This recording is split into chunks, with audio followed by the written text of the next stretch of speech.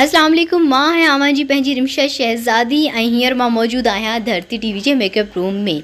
सोचियमि त हिकिड़ो नंढिड़ो व्लॉग ठाहियां। ऑन दी स्क्रीन त अव्हां असांखे ॾिसंदा ई आहियो, पर ऑफ स्क्रीन असां कीअं आहियूं इहो बि अव्हांखे हिन वीडियो में ॾेखारियो वञे। त मूंसां गॾु हिन वक़्तु हिन मेकअप रूम में सुठियूं सुठियूं एक्ट्रेसिस आहिनि, एक्टर आहिनि असां सां गॾु, जेके हूंदा अव्हां सां गॾु हिन वीडियो में ॾिसण न विसारींदा। पर हिन महिल मूंसां गॾु केरु आहे, थोरो गेस कयो तव्हां, केरु आहे ही केरु आहे? अस्सलाम वालेकुम। जेके बि हिन वक़्तु मूंखे ॾिसनि था रिमशा जी यूट्यूब चैनल तां, उन्हनि सभिनीनि खे ईद जी खोड़ सारी ख़ुशियूं मुबारक हुजनि। मां दुआ कयां थी तव्हांजी ईद तमामु सुठी गुज़रंदी। ऐं रिमशा खे तव्हां ॾिसो माशाल्लाह केतिरी प्यारी थी लॻे, थोरो मूं ते बि नज़र सां हिकिड़ो मिंट, तव्हां हेतिरी सुठी ड्रेसिंग कई आहे ऐं हीअ ॾिसो असल में ईद जो प्रोग्राम हले पियो त ईद जे लाइ तयारु थिया आहियूं।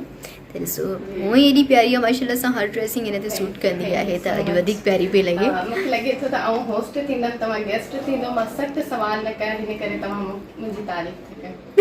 हा बिल्कुलु, असल में होस्ट सां थोरो न लॻाए रखिबो आहे त अहिड़ा जहिड़ा सवाल न पुछी वठे, को ॾुखिया सवाल न पुछिजो। बिल्कुलु बि न, जेकॾहिं में चांहि पियारींदो त कोई न। हाँ बिल्कुलु, 2 चांहियूं पियारींदसि मां। ऐसे चुंदाया ईद न रोज़ो अफ़सदाई। असल में असांजो त अॼु ईद जो ॾींहुं आहे न, ऐं असां सां गॾु हिकिड़ी ॿी जेका ख़ूबसूरत पर्सनैलिटी मौजूदु आहे, उहा आहे दुआ मेमन, जेका न सिर्फ़ु सिंगर आहे पर बहितरीनु एक्ट्रेस बि आहे। दुआ कीअं आहियो तव्हां?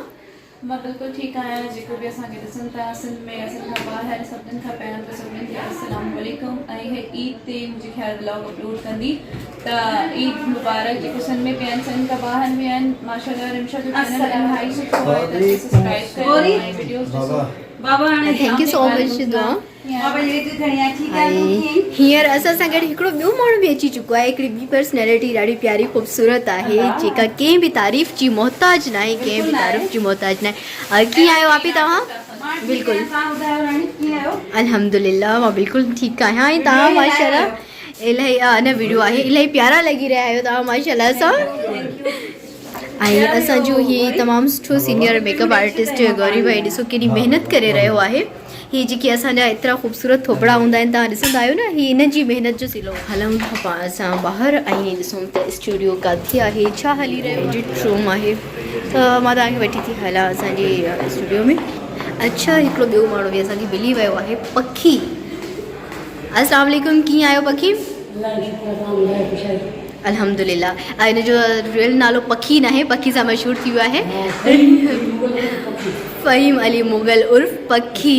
बहरहाल पखी सां तव्हां मशहूरु थी विया आहियो, इलाही सूट कंदो आहे तव्हां जो नालो। ऐं थैंक यू सो मच, तव्हां शायदि कंहिं कम सां वञी रहिया आहियो, मां तव्हांखे डिस्टर्ब कयो।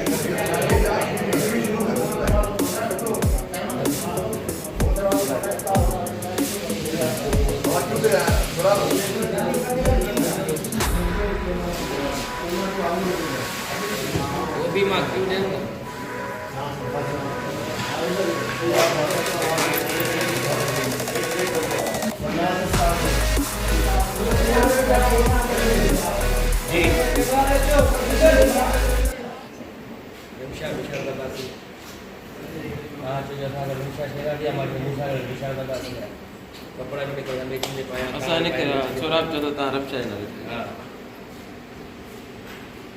शुरू कर जी start rolling stand by mobile